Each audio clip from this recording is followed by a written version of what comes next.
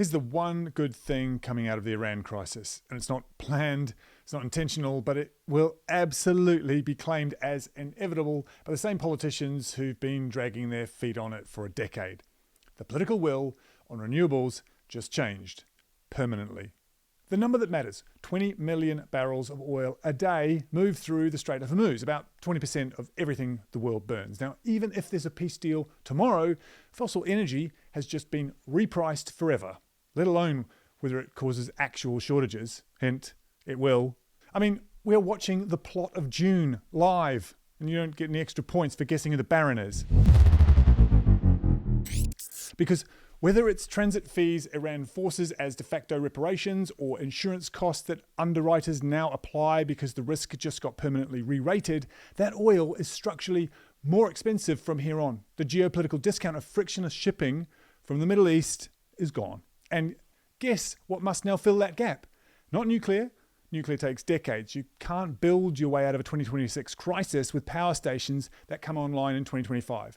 Fusion is still a pipe dream, and new oil sources won't be cheaper because otherwise they'd already be online. So wind and solar are here, the costs have collapsed, and they're already cheaper per unit than fossil fuels pretty much anywhere. But there's a distribution and storage problem, and this is where it gets almost absurd. In 2025 alone, a record 10 terawatt hours of wind power went to waste in Britain, just Britain, costing bill payers 1.4 billion or £4 a month for every household in curtailment costs. That wasted energy could have powered every domestic home in London for the entire year. London, like 6 million people. The turbines are spinning, the sun is shining, we're just not capturing it because the grid can't take it. And this is not a problem of physics or even money. This is an entirely solvable engineering and infrastructure problem with stuff that's already there.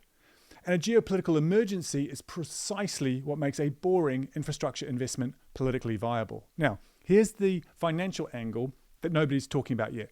When fossil fuel prices go up, energy companies don't pass on all the savings from their cheaper renewable generation. It's just not how markets work.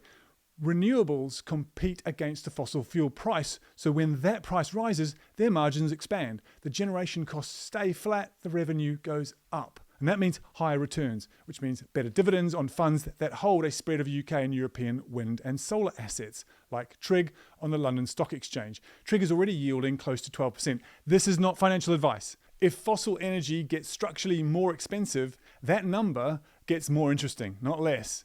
It's bond-like income from an asset class that just became a strategic necessity. Institutional money will notice.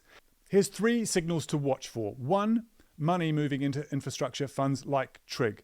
Not the press release signal, the actual flows, basically the stock going up. 2, government announcements framing battery storage as energy security, not climate policy. Different word, different budget.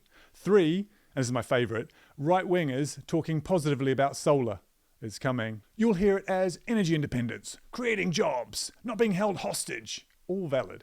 All leading to the same panels on the same roofs. Solar panels don't care why you installed them. They still work. The green revolution has been sitting in the wings with a full head of steam, and nowhere to go. The technology is ready. The economics is there, and what's been missing is the burning platform. Well, here's your platform, and it's burning.